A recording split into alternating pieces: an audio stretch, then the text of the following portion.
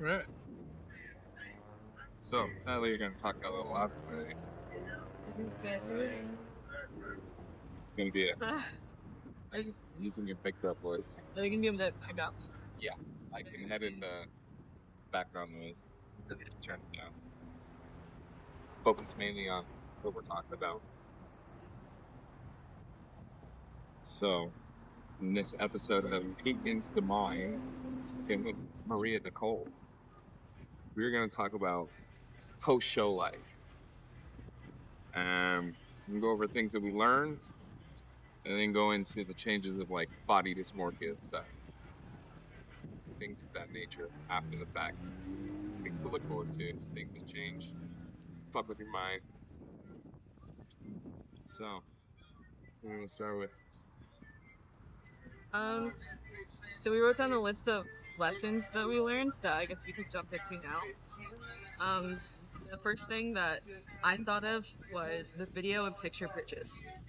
I think we both spent a little bit more on videos and pictures when we first went to the show that we didn't really need to spend.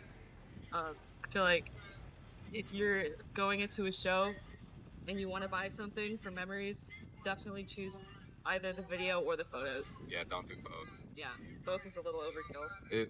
When you get the pictures, it looks like they're just constant screenshots of the video. So you really could just get the video and then take screenshots from the video. Yeah, save yourself a couple $100 because it gets pretty pricey. For sure. But one good thing about purchasing the photos and the videos is like the photographer is professional and the judges will only give you critiques based off of those photos. You can't just take photos from your iPhone and send it into the judges. They won't look at those. Yeah. And with that, going into critiques, it's make sure, especially your first show, even if you have a coach, your coach is going to say, oh, this is exactly what they're going to say, and it'll be completely different. Get your critiques from the judges post-show because they have the experience. They've been doing it over and over and over. That's literally their job. Your coach's job is to focus on you, but the judges are literally focused on show-ready performance. So make sure you're getting your critiques after the show. And if your coach is judging your critiques, make sure that they see your physique next to everybody else's. Because your physique could look amazing whenever they're just looking at you by yourself, but next to everyone else, if you look significantly different, then you know that there's something wrong. Like there's something you're not doing, or maybe you're in the wrong division or the wrong class. So that's really important too. And then after the show, there's two ways to get critiques. You can wait there physically to speak to the judges afterward, or you can wait for your professional photos to come in and email the judges and ask them for feedback that way. So both are a good option. Yeah. All right, the next thing we wrote down is that the first show does not decide careers. Yeah, the first show is not what we expected. No, it was definitely more of a excitement, getting it done, rushing through things, and then after the fact, felt like, is this really what I want to do? You get a lot of self-doubt in your mind, like, can I really do this? The prep for after that is where you can kind of like lean into what you really want to do with your bodybuilding career.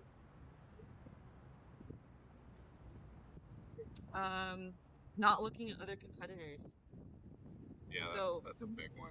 Yeah, the reason why we say that is because whenever you're on stage or backstage, or anyone important, like the judges see you looking at their competitors, it kind of gives off the impression that you were intimidated by them, or that you feel like they're worth looking at. So you don't want to make judges think that, like, oh, hey, what is she looking at? Like, that girl looks pretty good. If, like, I'm looking at her, right, and drawing attention to her, when I want the judges actually looking at me. Yeah, it also brings up, like, self-doubt. Like, you're usually looking at yourself in a mirror thinking, damn, I look good. And then you look at a competitor and it's like, man, is he bigger than me? Does he have a better physique than me? And, like, it just shows how much self-doubt you really have compared to just believing in your actual self and knowing you put in the work and the time and effort, and stop comparing yourself to other people because you don't know what the judges are looking at. That also goes into judging before you're up on stage. Like when you're backstage, a lot of those people might look phenomenal, right? Or the opposite. It might not look that great, but then when they're on stage and they're doing their poses, they could like really blow it out of the water. Um, Posing's everything. Honestly, like you can make or break your whole physique just by the way you pose. So you can be like the best person there, but if you don't know how to pose right, you're not gonna place At all. So don't get too much in your head when you're backstage. Like really just focus on yourself, focus on your posing routine. That's all it comes down to. And even before you get to the stage, there's a like staging area before you're actually out there. As soon as you step up on that X, like the judges are already judging you. They don't tell you about this prior to it. It's just you're being judged immediately when you step on that stage about to go on, or even if you're on the stairwell going onto the stage. The judges might be bored and tired of looking at the dude who's up there because all his posing's wrong, and their immediate action is to look at who's next. And if you're standing there relaxed and nonchalant, like you're getting judged on that, and that's their first reaction of you, like, oh, this guy doesn't really care. He's slacking off. He doesn't think we're gonna hit him for this. But you do get judged before you're even up, so you gotta kind of stay on your cues, even when you're not the main guy on stage.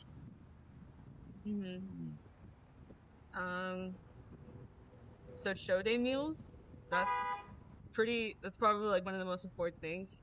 Yeah.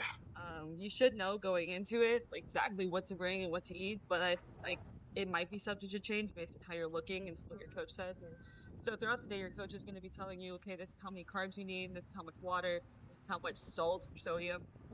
It's all just to fill you out properly, so that way you're not too dry but not like too filled out. It's all about achieving that perfect peak look on show day. Yeah, most people go in thinking, oh, show day, I'm not going to eat. You actually eat a lot. Yeah. I had probably 4 or 5 meals on show day, and you're going to want to feel like, no, I don't want to eat this because I feel like I'm going to bloat, or I don't want to eat that much because I feel like something's going to go wrong. Just listen to your coaches. Like, they've done it before. If you have a coach, you definitely want food so you don't pass out. And bring everything with you. Yes. Depending on where you stay, I guess like that makes a difference too. Our hotel was probably like a 10-minute walk. Yeah. So it wasn't that far, but it was good to have my food backstage, because in between pre-judging and finals, you don't really have a lot of time. I think I had an hour. And that's also like for touch-ups for your tan. Yeah. Because your tan does eventually start to bleed out. So basically you're going to be there all day. You want to bring everything. Everything you have. Fans, make sure you keep your pump going. Food. If you're able to have water, bring your water. You're not going to have a lot of water on show days. Just bring it, just in case. Yeah. Bring everything. You don't want to pass out, drop. Even though there's like water stations all over the show, you still want your own so you know exactly what you're consuming. When it comes to like what to bring, definitely wish that I brought a stand-up mirror. There was a couple girls that brought a stand-up mirror. I think we had like 3 back there, but there was over like probably 50, 60 competitors, and we were all sharing 3 tiny stand-up mirrors. Yeah. So I think next time I'm definitely gonna bring my own. It's good just to practice your posing routine in the back, honestly. It kind of sucks not having anything to look at, because you're just like, it's you and like 30 other women back there, just white walls. Like, if he was back there to kind of like critique my posing a little bit, but if he wasn't there, I wouldn't even know what I was doing if I was doing it properly. Especially because your nerves are just completely shot as well. Your nerves are shot. You're tired. You do not sleep pretty much pre-show. Like, your nerves are so bad. You might micro nap, but other than that, you're not sleeping. Most of that was probably because of the tan too. We could talk about the tan pros and cons options. Yeah. So me personally, my coach did my tan, which was amazing. So I didn't have to deal with the embarrassment or the food line, you could say, of people just going in, spraying you and pushing you out the way. I had time to sit there and make sure every little detail was managed out, while on the other hand, she could tell you about her experience. Yeah, so first coat goes on the night before. So right after check-ins, we had to like line up outside the tanning booth area, and like I said, it's probably like 20 to 30 girls back there, and you just wait your turn to go in. There's a little stall, They spray you down and then kind of just like wait next to fans to dry off, and then the following morning, same thing, just repeat. So I mean, it does kind of suck, but I guess the benefit to it is that you match everyone else and you're there with everyone. And if anything happens to your tan, like if you nick yourself or you have a scratch, the people there, like the sponsored tanning team, they will come up and they'll buff you out. They'll glaze you right before you get on stage. So that part's very convenient. I personally would do it again. I think I'm gonna do it every time. I don't trust myself with my own tan, and I like knowing that right before stage they would like look at my body and be like, okay, yeah, you look good, and give me the thumbs up before I walk on stage. You know? And that's the downside for me. Like if something was going wrong with my tan or it started bleeding, I have to rush back to the hotel, hopefully touch it up in between finals and prejudging, and glaze if my coach has it with him at the time. If he doesn't have a backstage pass, like I have to run out into the crowd and get that shit done in front of everyone. Mm-hmm. It's a little awkward, but Your tan, the it did look a little bit different too. yeah, my Like, tan it was was darker. definitely a lot darker than everyone else's. You could tell, like, my first base layer was super thick, but I didn't have to worry about bleeding or anything rubbing off my first night, like, especially with sleeping when everything is sticky, it Yeah. feels like. The only thing that messed my tan up was when I fell asleep, I had my hand on my arm, and when I woke up, my hands were tan, and I was missing a handprint out of my arm. So it doesn't really quite dry overnight. Even though it's dry to the touch, it's still like a layer of honey. Yeah, at first it's very sticky. Yeah. It doesn't dry very quickly whatsoever. But I like the convenience of, like, if anything got messed up, I could go get it touched up. Especially like when it comes to makeup too. The makeup, obviously, if it's the same sponsored company, like they're gonna do, the tan is gonna match the makeup, and they're gonna make sure that you look good. Even with the tan, like, since we're on that topic, like, we're what, 2-3 weeks out from show? 2 weeks. 2 weeks, and I still have tan everywhere. Like, it does not come off easy. So some of that stuff you're gonna kind of have to live with after the show. Some people might judge you on it. Don't really. It's what you love to do. Go for it. You're gonna get judged regardless. But just keep that in mind. It does not come off for a few weeks. Want to talk about shaving? Yeah, shaving. Believe it or not, some people can shave their whole fucking body, but it is 100% easier if you have help with somebody that you trust to shave your back, because you can't see back there. Even with a mirror, you use whatever attachment you want. Shaving 24 hours prior, if you are a hairy person, you're gonna wake up and you're already gonna start having prickles. And, like, if you shave constantly, you understand. Like, wait as long as you possibly can before you shave. You're supposed to shave 24 hours prior to your tan. You want to wait. But you want to wait a little longer than that, just because, like, your hair grows back. Both of us had our hair growing back. Yeah, I was Already literally the on following day. It stage was so and bad. I could see my hairs coming in Yeah. already. And they show up darker because of your tan. Oh, the tan exemplifies everything. Like, Yeah. it brings everything out. If you have, like, ingrown hairs in your nether regions, all that stands out, like, especially for bikini competitors. Oh, yeah. You can Exfoliating tell. helps a little bit, but you can only do so much.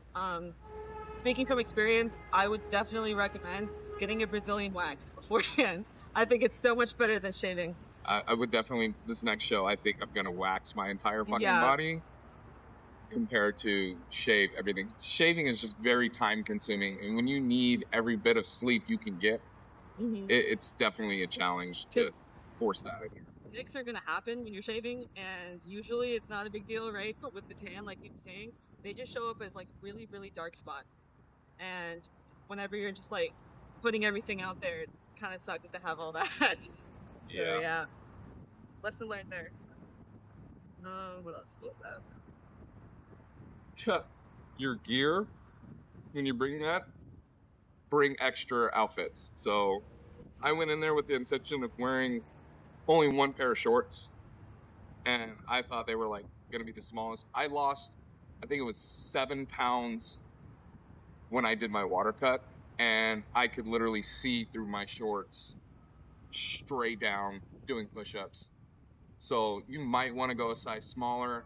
You don't know if you're going to bloat. You might need to go a size up because you don't want that like muffin top roll when you do change into your uniform. And there's a little tent in the back where you can change because men's physique, it's just swim shorts. I'm not wearing anything else underneath that. Jump in the tent, change your shorts real quick, or even like there's very few options for shorts.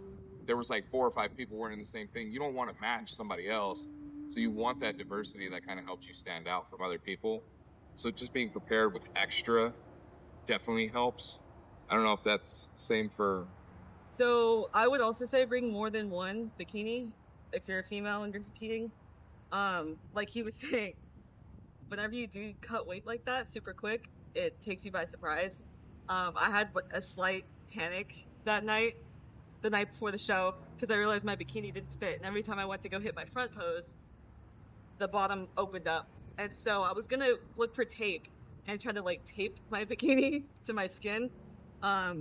We didn't have time for all that. So I would recommend, if this is your first time and you don't really know how you're gonna look on stage or how you're gonna fill out, bring tape with you.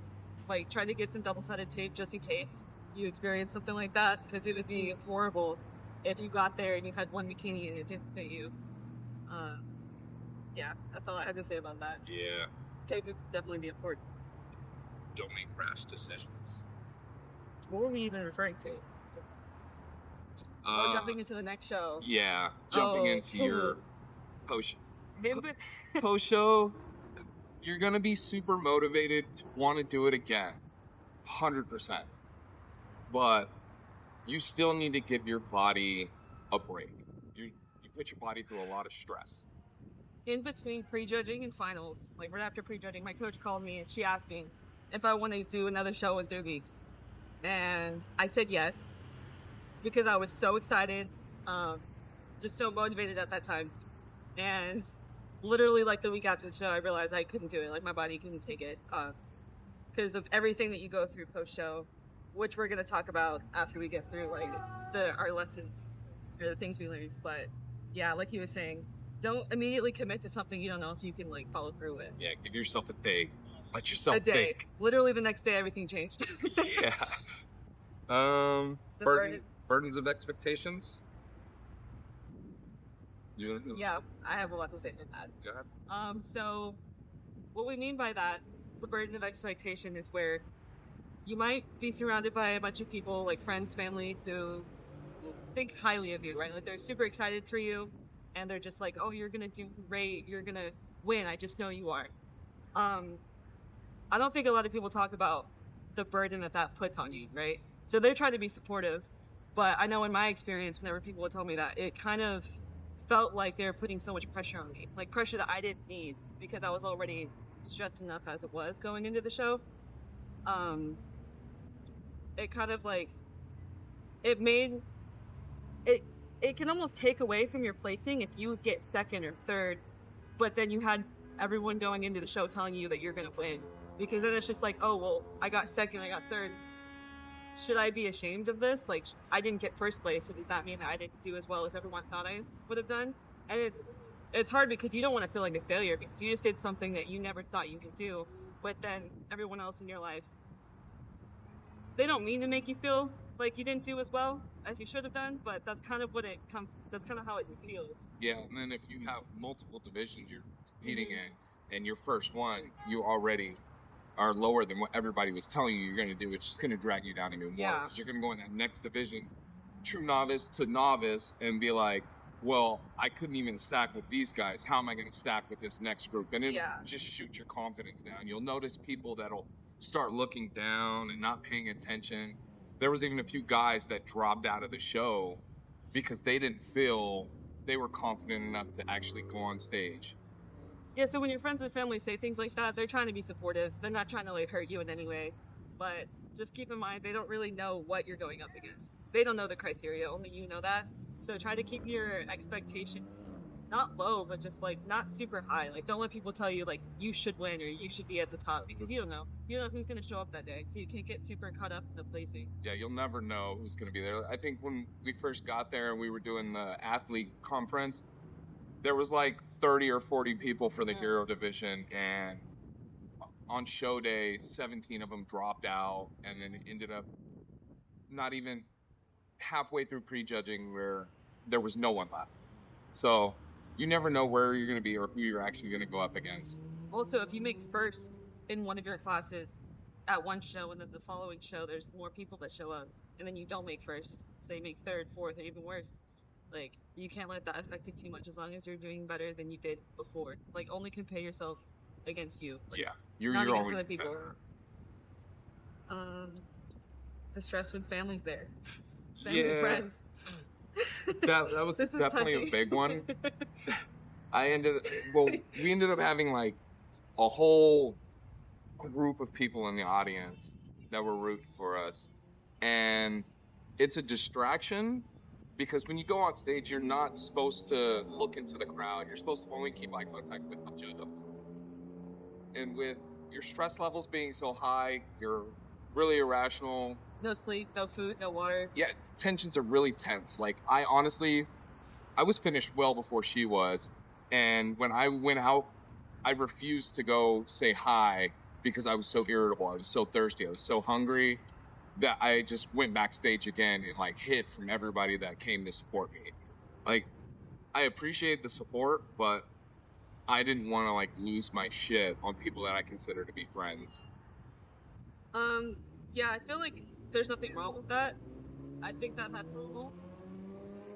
It's great to have family there, but hopefully, like, you explain to your family, like, hey, I will see you after the show. You know, like, you don't need to be coming out in between your classes. Like, if you sign up for multiple classes, you don't need to be coming out to say hi or give them hugs in between. Just stay focused. Yeah. Because I think that things would have went a lot more smoothly, and I would have had a better experience if I didn't let other things happen. It's time as well. Like, it seems like there's going to be a lot of time to do any of this, but there is literally time is flying when you are on stage and backstage.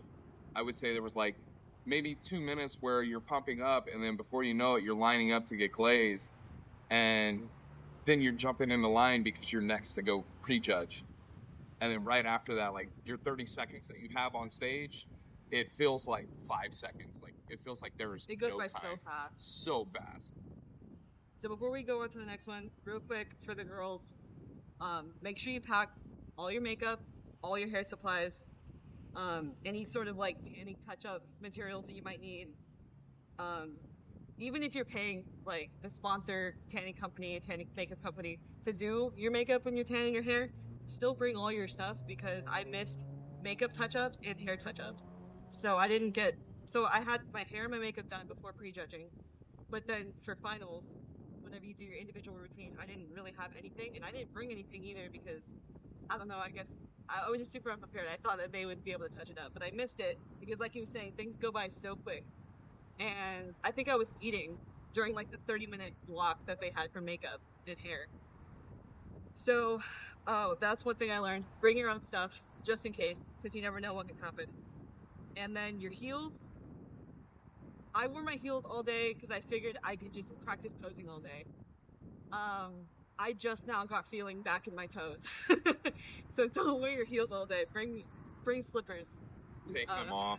Yeah. When you're pumping up, Yeah. I noticed like the bodybuilder females would take their heels off and just pump that way. And then a lot of the chicks where it was their first time were pumping with their heels on. And I was doing that. You could see them suffering. Bad idea. So, yeah, don't be afraid to take them off when you're backstage, because everyone will laugh. There was a lot of people laughing at the girls.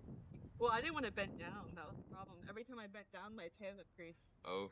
So, but I mean, that's inevitable. Even when you go to the bathroom and you take off your bikini, like, you'd scrape your whole leg as it was coming down. Yeah.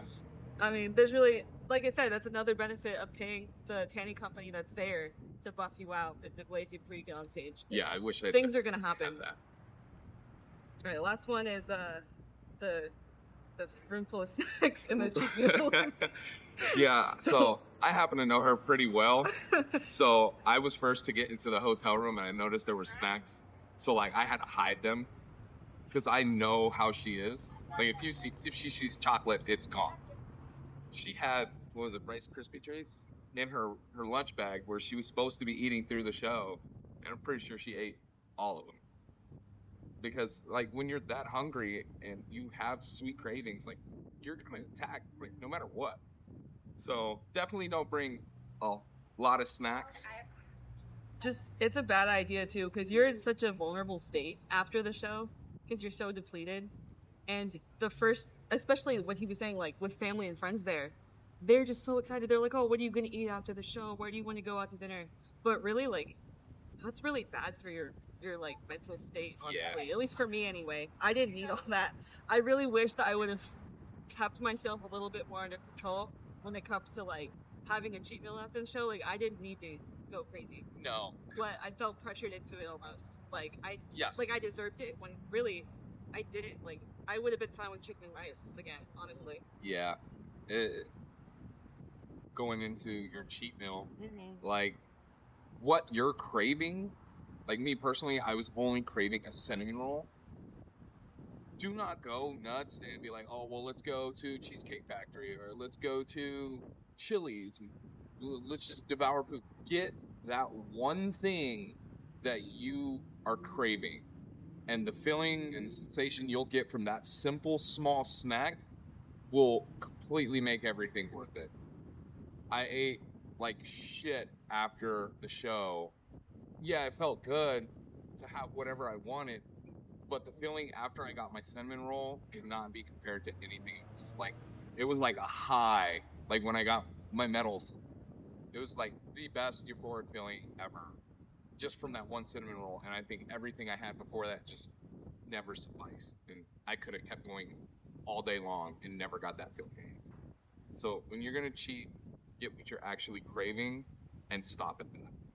don't make people don't let people make you feel like you owe it to yourself to go nuts with food after. Yeah. Like, so many people would be like, "Oh, are you so excited to have normal food again?" And they kind of make me feel like I need to just go eat a burger after the show to be normal. But really, I just set myself up for failure because like, now I'm trying to go into a new show, and now I remember what all that good food tastes like, right? But really, I mean, I didn't need to do all that. It's not even good food. It's just Yeah, fat, it's just fatty food. and it's not gonna help you. It's only gonna hurt you. Yeah, there's no reason for it. Stay locked in, especially if you're gonna continue to compete. It's not worth going that far off track. And with that, we can talk about all the things to worry about post show. You make it sound like it's so scary. This is probably the to the heart, like the worst part of the whole thing, and it is. Way worse than prep. Yeah. This right now. For me, it was more transformation into show. And when you work so hard for so long to get this physique that you're happy with, and then you're like, okay, I want to do another one, you're not expecting your calories to just slowly go back up, and then all the water intake to go back up.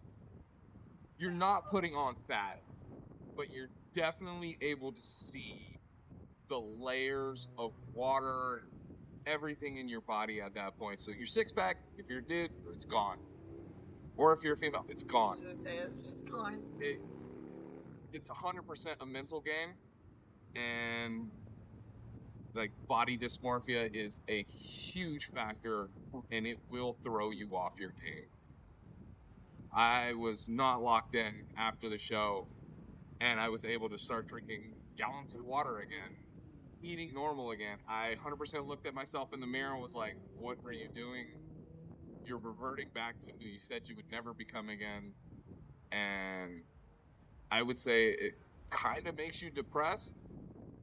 It definitely hits you hard, but it's something you gotta kind of understand. You have to gain more calorie intake to build. You need that energy your body does so you can build again. What reverse it? Ooh, reverse diet. Explain what it is, because most people just think like cutting gold. That's not what we do. No, so reverse diet is once you start your prep, you go down in calories slowly to slowly go into a deficit or expand your deficit. And then you're reversing literally the exact same way. You come back with the same amount of calories that you went into peak week, and you slowly go up in calories to kind of like make your body adjust. Because if you just immediately try going from 1,000 calories to 2,000 calories and try to consume all that food, your stomach has shrank so much that you're literally just gonna like rip your stomach lining and expand, and then you're gonna blow, and you're never gonna be like full. And most of the time, people's bodies, they will literally just like eject everything that you've just consumed, and you're literally just gonna have the runs. It's disgusting. I mean, you want to talk about that? 'Cause, like, that's. I mean, I didn't get that, but I did get sick. Like, whenever we were in peak week and leading up to peak week, you're only eating clean food. So, like, I was eating chicken, rice, and shrimp the entire time through peak week, I think. Yeah. That was pretty much it. All I had was tilapia and rice. Like, so when you have anything else, like, yeah, it's gonna make you sick. It's gonna make you bloat, and you're gonna feel like crap. Yeah. And it sucks because you're going into peak week. I was eating super low calorie. I don't know the exact number, but it was definitely below 1,000. I can tell you that much. Daily. And so your body's like in extreme survival mode, and you're gonna want to eat everything you can, and you're gonna have cravings for the most calorically dense food you can possibly think of. Like, and that's why we say like this is the hardest part, because once your body gets conditioned to that, like, you're fine, like, it's hard, yeah, but you can keep going. And then once you have a little bit of that freedom back, you feel like your body just needs more and more and more. That's my experience with it. Yeah. Electrolytes I wrote down. But damn, I forgot to even talk about this before. Electrolytes are really important post-show, I think. Just because you're cutting salt, and it's like leading up into the show. And when you like replenish yourself with electrolytes, it helps so much. Because that following day, I think we were both saying like, kind of felt like we were couple. Yes. Like, we just felt groggy, and I know I had headaches, and yeah, it's rough. It feels like a hangover, even though there was no alcohol involved with us. So that is another thing that you do need to be aware of. Like, if you don't drink, there is definitely people that drink before they go on stage, and knowing that they're still irritable and now intoxicated, like, you don't know how these people are going to react. They do that to dry out. Yeah. If you're wondering. But it's definitely something to just kind of be cognizant and aware of. Especially for me, like, I drank a lot, and now I don't drink at all. So just seeing it and smelling it, those cravings came back for me. Did you see people drinking? I never saw anyone drink. Oh, they had little shooters. And I really want to. I want to try it. I just want to see what it does to me. But I'm scared I'd fall on my heels. Yeah, and then that goes into stage prep. Like, I got lucky. My coach happened to know some of the people there, and they let us go on stage before the show. If you have the opportunity to do that, take advantage of that, because I was able to walk the stage and learn so much about how the stage actually feels, where it shakes, like the rivets that are on the floor. And I was able to give her a heads up, like, hey, make sure when you're walking in the center, kind of stay offset, because there's this like big crack in the center that you could possibly trip on. And I watched a bunch of girls literally stumble in those same spots. So if you get the opportunity to walk the stage post for a free show, definitely take that opportunity to do that. But getting back on track, changes in strength. This one like hit hard for me because, when you're full of calories before your deficit and you're starting to get stronger, once your calories drop and you're like trying to manipulate your foods where you have all the energy you can for your workouts, because you're still working out your entire prep, and your numbers are 100% going to just slowly deplete to the point where if I can normally bench 225, I'm struggling at 205. or 185, and mentally you're thinking you're getting weaker, but reality is like your muscles are just tired. They're struggling to find the nutrition that they need to maintain that strength, but you're not losing muscle. You're kind of just, I don't know how to explain it. I mean, maybe you are a little bit if you're in an extreme deficit. Like, I feel like personally, I might have lost some. Yeah, but you're also losing, like, the amount of body fat you're losing. Yeah. It's showing more, and it's kind of like you're like maintaining that muscle strength, Yeah. but Most you're of not getting bigger. Yeah, most of it could just be energy depletion too. Yeah, it's definitely towards the end. Like, I was definitely slacking on my workouts. Like, And you have less carbs. yeah, So, I mean, there's really only so much you can do with low carbs. So caffeine was like my biggest source of energy. lucky. I lost my You caffeine. had coffee, don't let me Yeah, okay, I had coffee. Yeah, but when you go from pre-workout and energy drinks, all you can have, and then they'd say no more artificial sweeteners. You can have black coffee. Like, that's a hit that I wasn't expecting to take. Coffee does become your best friend, though. But after the show, strength goes back up. Oh, I'm a definitely. lot stronger now, just 2 weeks later. Yeah, That's kind of cool. I've hit a few PRs that I never thought I would attempt. So you definitely, your ego boost comes back real fast once you actually get back into that routine of staying consistent with your numbers, your macros, and your workout schedule again. After having that 1, maybe 2 days off, it definitely comes back. But the quicker you can get back into that routine, the better off you are mentally too. All right, importance of recovery, rest. Sleep, man. Like, I've struggled, I would say mentally, because of like the changes in my body that, you know, you worked so hard for to earn, and then slowly they're like, hey, you got to put this back on, and you're thinking it's all fat. So your mind will race, and you're gonna doubt yourself a lot, and you're not gonna sleep at night because you're worried about everything else in between. But you have to try to find a way to rest and get that sleep so you can actually begin to grow and re-strengthen your body. Yeah, I wasn't sleeping very well after the show, and that was like probably. I noticed that I was a lot more sore. I was getting more sore after my workouts, for sure. My body wasn't, like, my muscles weren't able to recover as they used to. And I think cravings are actually like worse when you don't sleep.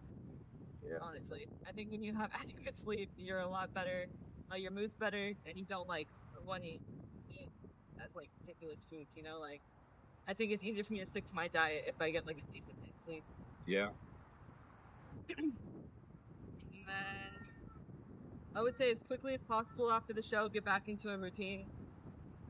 Because if your routine's out of whack, like nothing's gonna be right. Yeah. Everything's gonna be messed up in your life. That's how my whole routine has been. Like, it's like, one, you don't sleep, then you got to struggle to find the time to do your workout. And then for me, it was really a hit because I didn't have to go to work pre-show, and now I'm back at work, so it's fighting time to go to work, gym, make sure I get my cardio in, making sure all my macros are in, and then meal prepping, everything. Like, that routine that I had prior to being off of work, I have to relearn all that and figure out the timing for everything again. And it's definitely draining, but I'm slowly getting back into that. The day after the show, when you get back home, do your meal prep. Like, just jump right back into it. Yeah. Meal prep for the week. And then if your normal thing is like fasted cardio in the morning, don't stop doing that. Like, don't take time off. Just next day, get up, do your cardio. Like, don't allow yourself to become lazy. You know, don't make yourself think like, oh, I deserve a break. Like, yeah, like if you want to continue to compete, yeah, don't think that you deserve a break. And if you have a coach, they're gonna take care of you. Like, they're not gonna let you completely destroy your body.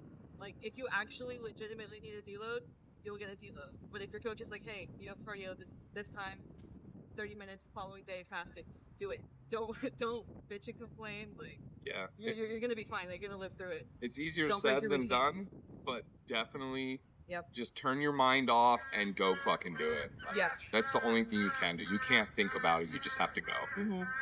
Think about, like, okay, if I want to be the overall champion, if you weren't overall, Exactly. you have to have that, like, what I like to call is my second place mentality of, there's going to be somebody chasing what you already have. You need to keep pushing so you can be overall the best competitor available. And that comes into, oh, cool, show's over. Let's start the next one. Let's get back into that routine. Yeah. And you're going to be tired, you're going to be hungry, and you're going to be irritable. But you can't feel bad for yourself because everyone there with you that day on that show, they're feeling the same exact way as you. Like, you're not special. Some of them. There was definitely a few people that made me mad. They were like, oh, man, I just came back from Burger King and I had a burger and some fries. And I was like, yo, what the fuck? You know what I had? Thing. I had 20 rice cakes. That's stupid, though. Like, I don't like those people. The reason you don't want to do that is for bloating purposes. Because, like I was saying, we eat clean all the way up into the show. Why would you want to eat Burger King before you get on stage? Like, that's just not a good thing. Yeah. It's ridiculous. But the good thing is, like, it definitely showed. That dude didn't place. Yeah. Compared to our first show, we were podiumed every division we were in. Yeah. So.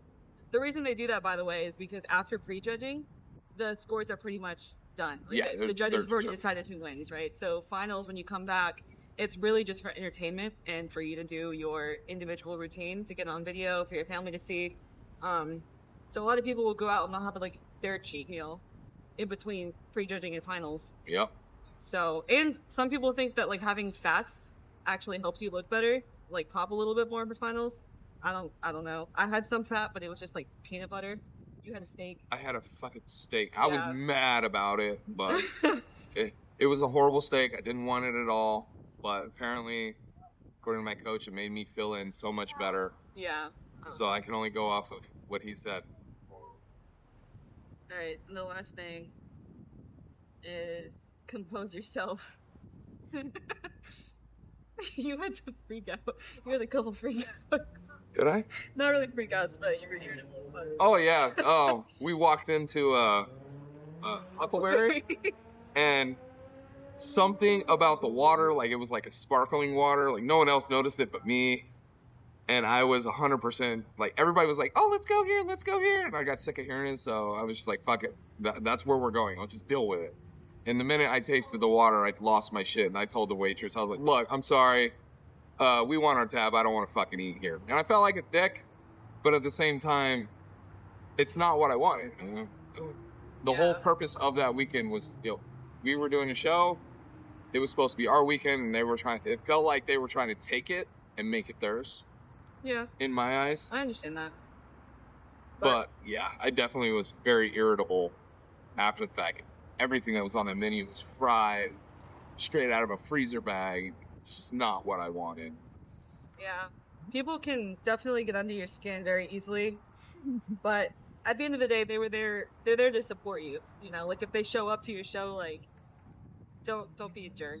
If you do have anybody come to your show and they want to be close, make sure they know what you're going through. Yes. We had one of our friends that was literally prepping before she got pregnant, and she was probably the biggest help I had the entire night. I was so thankful that she was there because every time I was getting moody, she knew what to do. She's like, oh, let's bring you over here. Let's not mess with him. She's like, oh, is that where you want to eat? I'm going to go make the reservation. I'll be right back. She kind of just took care of everybody that entire night. So it was super cool. She was also there for like pictures and videos, and if I needed somebody to watch something, or if we had bags that we were just lugging around, she would watch them and take care of our shit for us. Little things like that like go a long way compared to having 100 friends with you that just want to see you succeed. And yeah, and that's great. 1 or 2 people, keep your circle small, man. Like, yeah, there's going to be people that you want to cheer for you, but mentally, I think it's safer if you have 1 or 2 close people that understand what you're going through. That'll help your mental state throughout the show. Yeah, definitely. Other than that, I feel like it seems about it. Yeah. It was a good time. I can't wait to do it again. Yes. Soon. Hopefully sooner rather than later. It's definitely gonna be soon.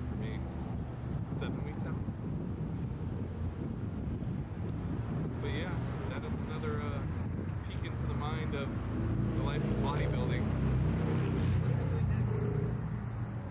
Do our prep savers next? Oh yeah, we can We're bring in prep now, so we can do our prep savers video. Yeah, little sweet treats that are in your macros, keep you focused and locked in when you do have those cravings. Also, if anyone wants to see anything, comment on what we should film. Yeah, that'll definitely help